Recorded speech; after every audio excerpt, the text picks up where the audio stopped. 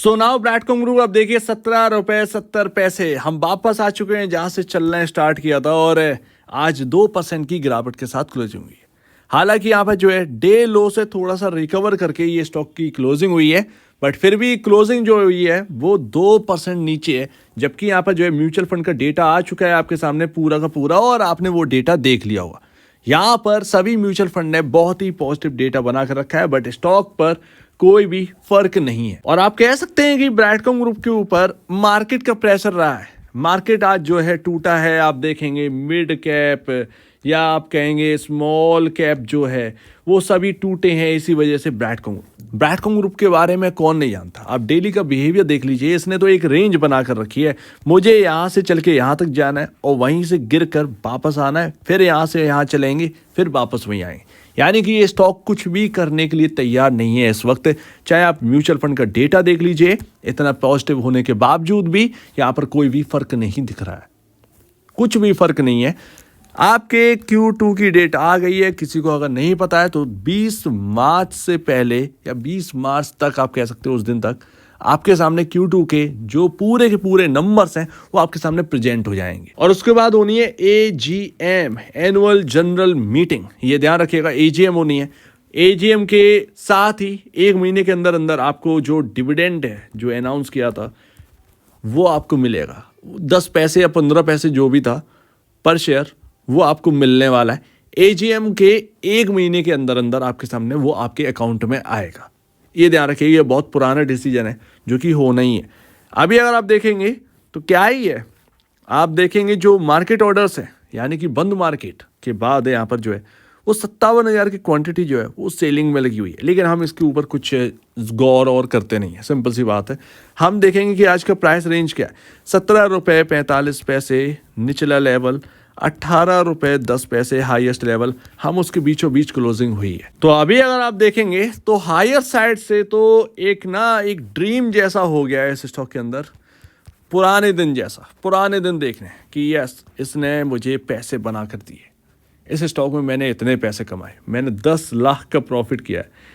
यकीन नहीं मानेंगे कि एक टाइम था जब लोग कमेंट करते थे और कुछ लोगों ने मेल भी किया था कि इस स्टॉक से मैंने इतना पैसा बनाया, मैंने अपनी FD तोड़वा कर इतने पैसे बनाए, थैंक यू, आपको बहुत बहुत शुक्रिया, इतना पैसा बनाया। बट एक्चुअल में अगर आप देखेंगे तो वो निकल गए होंगे तो एक अच्छी बात है, अदरवाइज उनके हाथ में कुछ नहीं बचा है। ये बहुत बड़ा यहाँ पर जो है दिक्कत की बात है। इस स्टॉक की कुछ बात समझ ही में नहीं आ रही है फिलहाल के टाइम में। ये कोई बुराई नहीं हो रही है, ये रियलिटी है, थोड़ा समझिए। नए लोग भी इसको समझिए, पुराने लोग तो बीते हुए हैं भैया, क्या कर सकते हैं। लेकिन नए लोग ये पेशेंस से खेल रहे हैं। अब वो पेशेंस से खेल रहे हैं, कितना टाइम है उसमें ये नहीं पता। मेरे हिसाब से आप गलती कर जाएंगे अगर आप एक ही स्टॉक पे टिके रहेंगे। मेरा कहना ये नहीं है कि ब्रैडकॉम ग्रुप से आप हट जाएं, अलग हो जाएं, मैंने कभी ऐसा नहीं कहा। यहाँ पर ध्यान रखिएगा कि जो अपॉर्चुनिटी बाहर मिल रही है उसको मिस मत कर दीजिए। 2.5 साल हो गए हैं, 2.5 साल की अपॉर्चुनिटी जो है वो मिट्टी में मिल गई। मार्केट कहाँ से कहाँ पहुँच गए, कई स्टॉक्स कहाँ से कहाँ पहुँच गए, बट आपके हाथ में कुछ नहीं है अगर आप सिर्फ और सिर्फ ब्रैडकॉम ग्रुप की तरफ देख रहे हैं और अभी भी उसके अंदर निवेश करते जा रही हैं। ये मैं पुराने लोग से कह रहा हूँ, अभी भी जो निवेश हो चुका है ठीक है, उसको कंटिन्यू करिए, बट अब नई जगह तलाशिए। हो सकता है कि आपका जो अभी जो लूज कर रहे हैं आप ब्रैडकॉम ग्रुप के अंदर वो आपका रिकवर हो जाए कहीं और से। इस पर ध्यान दीजिए। जो हुआ सो हुआ है, यहाँ पर जो है वो तो बात की बात है, अचानक से क्या ऐसे क्या बदल गया यही यहाँ पर है।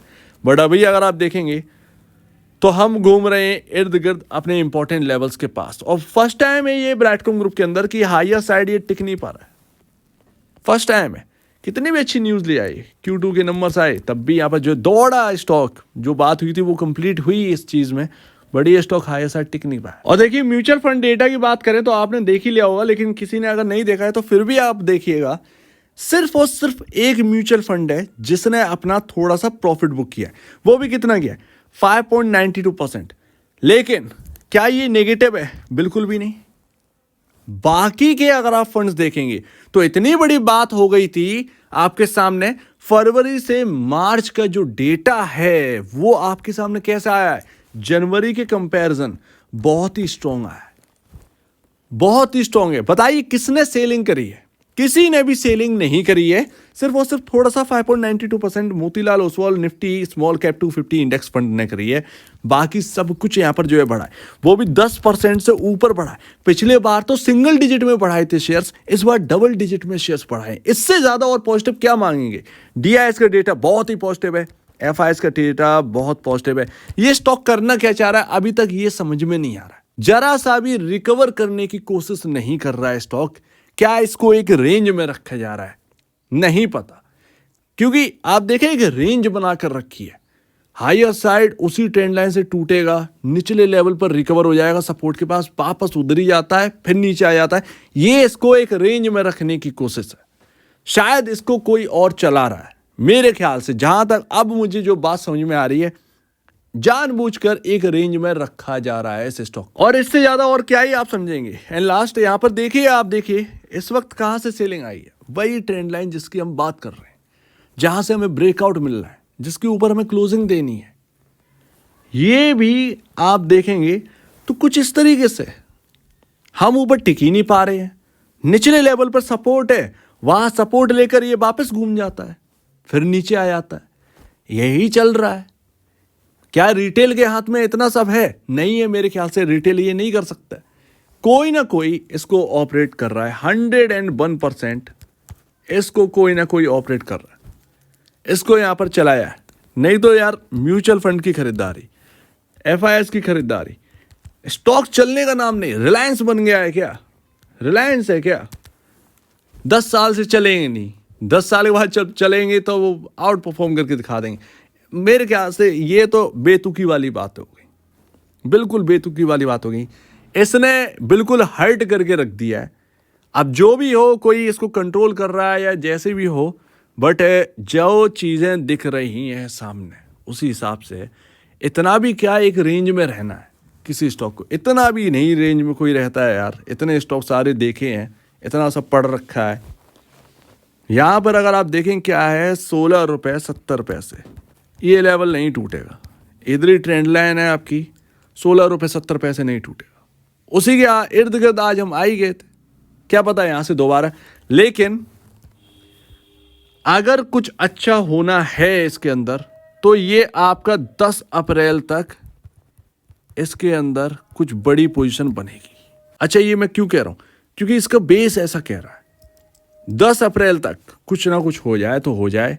अदरवाइज मतलब एक प्रेडिक्ट किया तो बताओ कि यार Q2 के नंबर्स आए, मार्केट लास्ट टाइम में कुछ समझ नहीं पाया, नेक्स्ट डे यहाँ पर तेजी मिलेगी। 10% से ज़्यादा की तेजी मिली, 19 रुपये 90 पैसे स्टॉक चला गया। लेकिन हमने देखा क्या, 18 रुपये 35 पैसे पे क्लोजिंग।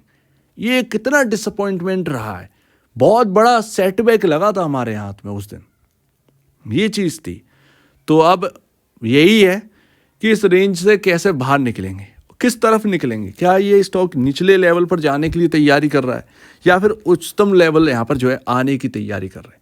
अगर हाईएस्ट लेवल आएगा तो मेरे ख्याल से बुक वैल्यू आपके सामने प्रेजेंट है, 36 रुपये आपके सामने लगा हुआ है। मेरे ख्याल से ये 36 रुपये से पहले कहीं ना कहीं रुकेगा ही नहीं। अगर यहाँ से जो है ब्रेकआउट मिल जाता है, हम निकल जाता है, क्योंकि सामने दिख रहा है साल भर से ज़्यादा इसी के अंदर हम चल रहे हैं। और जब भी कोई स्टॉक इससे रेंज से निकलेगा तो वो कुछ बड़ा करके दिखाएगा। इसीलिए मैं बुक वैल्यू तैयार रखी है कि स्टॉक जब भी इसे ब्रेकआउट से निकलेगा, बुक वैल्यू हमारे सामने, बुक वैल्यू तक एटलीस्ट जाने की कोशिश करेगा। अदरवाइज कहीं ना कहीं शायद इसने तैयारी कर ली है अपने आप को डाउन साइड ले जाने की। क्या होगा इसमें देखा जाएगा। फिलहाल आपके सामने हर चीज़ पॉजिटिव है, लेकिन स्टॉक कहीं ना कहीं, अब मैं ये 100% श्योरली कह सकता हूँ कि ये कंट्रोल में है, 100% कंट्रोल में है, किसी ना किसी के कंट्रोल में है, रेंज में रखा जा रहा है। इससे ज़्यादा और क्या कहोगे आप। सो उम्मीद है काफ़ी कुछ आप बात समझ रहे होंगे।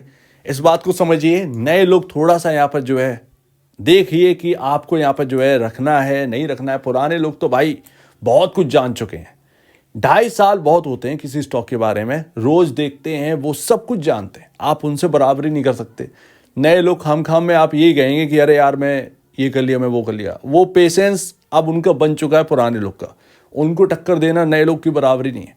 लेकिन हाँ, ये भी गलत नहीं होगा कि यहाँ से जो स्टॉक को हायर साइड ले जाएगा वो नया इन्वेस्टर ही है। तो बड़ा सोच समझ के रहिएगा। बुक वैल्यू मैं आपको बता देता हूँ 36 रुपये, प्राइस टू बुक वैल्यू 0.46 है।